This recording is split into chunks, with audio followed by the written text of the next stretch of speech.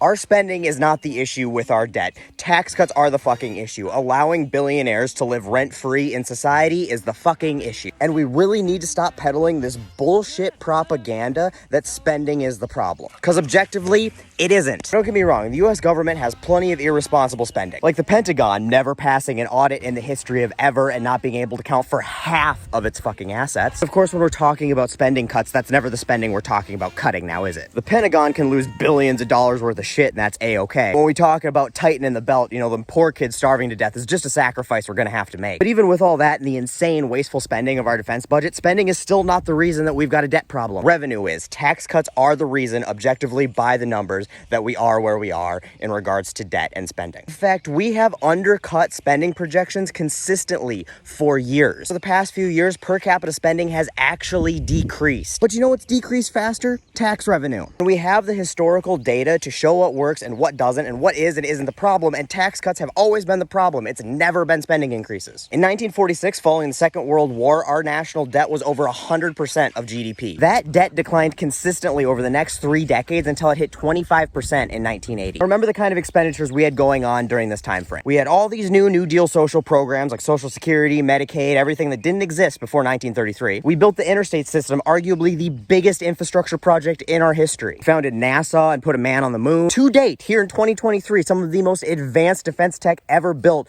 was built in this time period. B-52 was built in 1955. It is still the foremost long-range strategic bomber in the world. The SR-71 Blackbird to date is the fastest manned jet airplane ever built. We were spending fucking bank on all kinds of shit, yet the debt kept going down. And you know why it kept going down? Because we were collecting fucking revenue. Top tax brackets ranged from 70 to over 90%. And for anybody who's gonna come in and be like, oh, well, raising the tax rates like that'll kill the economy. The 1950s were arguably the most economically prosperous time in our history, depending on your skin color and gender, and the top tax rate was over 90%. Now, there's a whole slew of reasons of why higher tax rates actually stimulate the economy, but that's another video for another time. Suffice it to say that we've got over 3 decades to show that debt reduction is directly correlated with tax rates, with revenue collection. Then you might be saying, you're only talking about 3.5 decades after the Second World War. Well, what happened after that? Reagan happened. Reaganomics, that conservative fairy tale, trickle-down economics. Those tax cuts tripled our deficit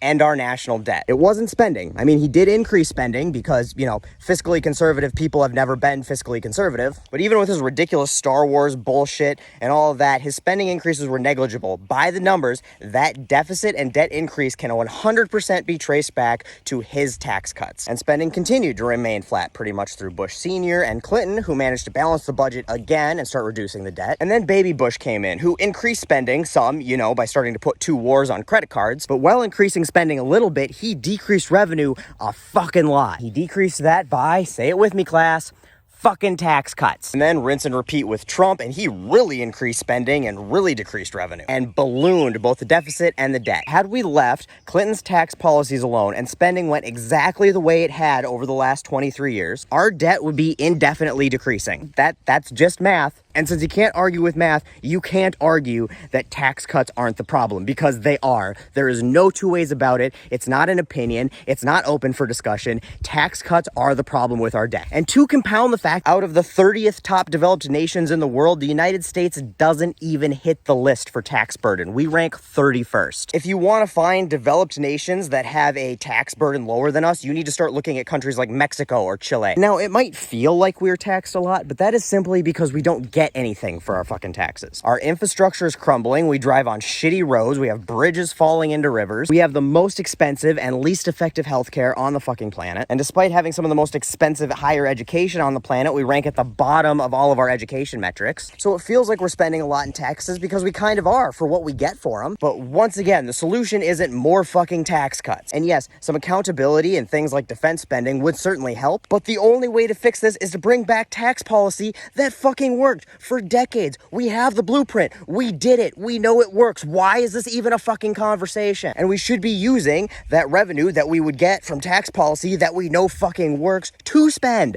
on fucking people people. Because big fucking surprise, investing our money in things like education and healthcare and childcare actually makes everybody do better. The economy does better. Everybody prospers more. You hear rich people say all the fucking time, you gotta spend money to make money, and you know what? They're absolutely right. And it's about time we put their money where their mouth is. Because the more the country spends on its people, the more the country makes in economic growth. That is absolute fact, and nobody can argue this with any economic model that is backed by any historical data that disputes it. Tax cuts for the wealthiest Americans are the problem. They always have been the problem and always will be the problem. Can we please stop pretending like it's anything else?